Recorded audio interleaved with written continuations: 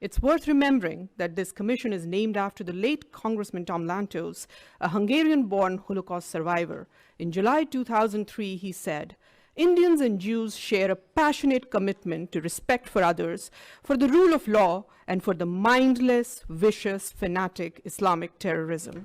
I'm also reminded today of American journalist Daniel Pearl, who was kidnapped and beheaded by Pakistani terrorists. His last words, "My father is a Jewish, my mother is a Jewish, I am a Jewish." Honorable members of the Tom Lantos Commission, I speak before you the last words of Daniel Pearl in my own words. My father is a Kashmiri Hindu, my mother is a Kashmiri Hindu, I am a Kashmiri Hindu, and our home and lives in Kashmir were destroyed by radical Islamic terrorism. As I begin to speak, I am choked. As I begin to speak, I'm choked by the thoughts of those voices I represent here, because their voices were extinguished in the most brutal fashion. I am a member of the minority Hindu community from Kashmir, victim of the worst ethnic cleansing witnessed in independent India. I speak here today because I am a survivor. An innocent young woman, a lab assistant in a school, wasn't as lucky as I was.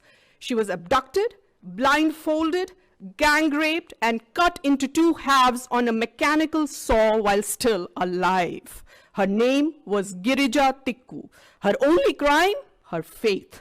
I am her voice today.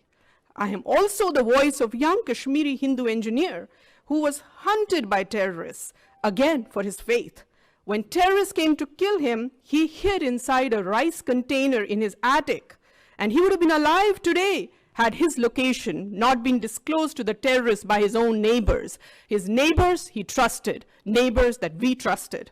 The terrorists shot him through the container and forced his wife to eat the blood-soaked rice. His name was B.K. Ganju. His crime, his faith. I speak for him today. I could go on and on. We have seen ISIS level of horror and brutality in Kashmir 30 years before. I could go on and on. We have seen ISIS level of horror and brutality in Kashmir 30 years before the West was even introduced to the brutalities of radical Islamic terror. I'm glad these hearings are happening today, because when my family and I lost our homes, our livelihood, and our way of life, the world remained silent. Where were the advocates of human rights when my rights were taken away? Where were they on the night of 19th January 1990, when there were voices blaring from all mosques in Kashmir that they wanted Kashmir with Hindu women but without Hindu men? Where were the saviors of humanity when my feeble old grandfather stood with 2 kitchen knives and an old rusted axe, ready to kill my mother and I in order to save us from the much worse fate that awaited us if we landed in the hands of terrorists on the same fateful night? My people were given 3 choices: flee, convert, or die. Around 400,000 Kashmiri Hindus fled right after that night of horror. They survived. Those who didn't were killed. Today, 30 years later, I'm still not welcome in my home in Kashmir. I am not allowed to follow my faith without fear. My house in Kashmir is illegally occupied, as those of countless others in my community.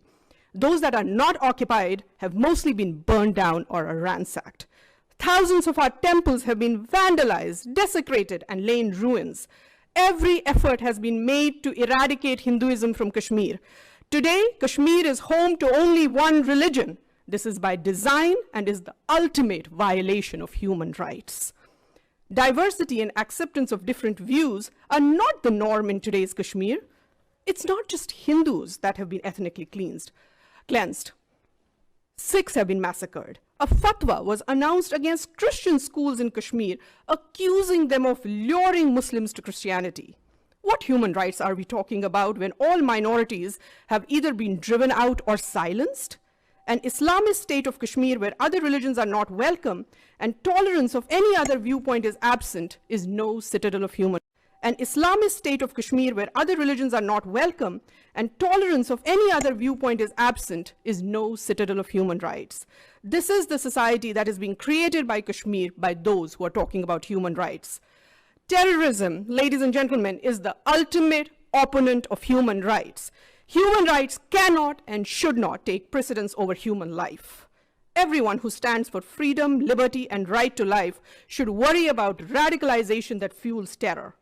A 65-year-old shopkeeper, Ghulam Mohammed Mir, gets killed by the terrorists because he opened his shop to earn his livelihood. Truck drivers and apple traders are shot dead by terrorists for simply wanting to earn their livelihood. The simple act of earning livelihood in Kashmir today is prohibited by terrorists because earning a livelihood would show that Kashmir is moving towards normalcy. I ask you, who are these people who fear normalcy in Kashmir? Who are these people who talk about human rights but fear free movement, free thought, and right to earn livelihood? Abrogation of Article 370, that has raised so much concern around the world, is in fact a restoration of human rights. Indian Constitution, which is modeled on the US Constitution, Indian Constitution, Excuse me, everybody. Indian Constitution, which is modeled on I the, want to say, just, I mean, we want to give everybody the respect of listening to them, so I would urge that nobody interrupt. thank you so Thank much, you. All right. Chairman. I was saying that Indian Constitution, which is modeled on the US Constitution, is the most liberal document in the world. The Constitution was not applicable to J&K in totality as long as Article 370 was in force. After abrogation of Article 370, people of Jammu and Ladakh have been liberated from the tyranny of being half citizens in their own country. Child marriage, which was responsible for child trafficking and sex trafficking, has been made illegal in Kashmir. Kashmiri women and LGBTQ community in Kashmir has been given the same rights as other Indian citizens. As a mother, it's very important to me now that child marriage has been outlawed in Kashmir. Today, I'm delighted that Kashmiris have the same rights as Indian citizens.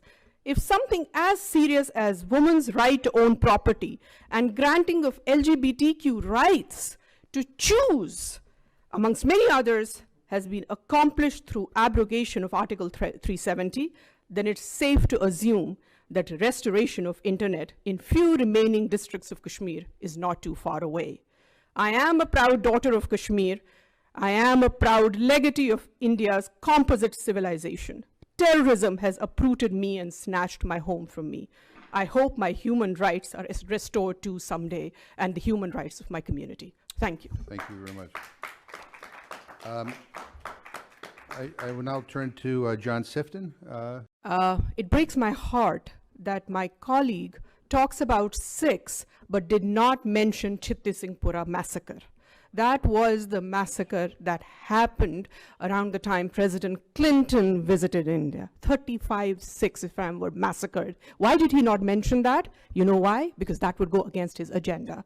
That is why he did not mention that. I do not think there is any evidence available that Sikhs are looking for self-determination outside of Indian Constitution. I travel to India all the time. I talk to Sikhs all the time. I talk to other minorities in Kashmir. None of them have indicated to me that they are looking for self-determination. Let me say that is in dispute, and would you give me a path forward, please? Yes. Yeah. The path forward is we are dealing with Islamist terror in Kashmir. We have to be cognizant of this fact. Why is it that nobody on this panel except me talked about Islamist terror? Is Islamist terror a figment of my imagination? Well, no, it isn't. How many people have been killed by terrorists? Since August 5, not one person has been killed by security forces. All deaths have happened because of the terrorists trained by Pakistan. Why is it that nobody has mentioned this? We have mentioned, this Madam, doublespeak, Congresswoman, this doublespeak is not helping India when they are combating but you are terrorists. on the record, and you're speaking about it, and we're giving you the forum. So Thank it is you. in the record. Thank and you. should But it's take- such a you should lopsided take heart in panel, that. but I'm thankful. You should take heart of that. Let me do this before my time is yielded. Let me can you give me a sentence of a path forward, please? The sentence of the path forward is we have to assist India in eradicating Islamist terror, radical Islamist terror. That is when the human rights situation will be possible. India has the greatest example of Punjab, where they dealt with Pakistani bred terror and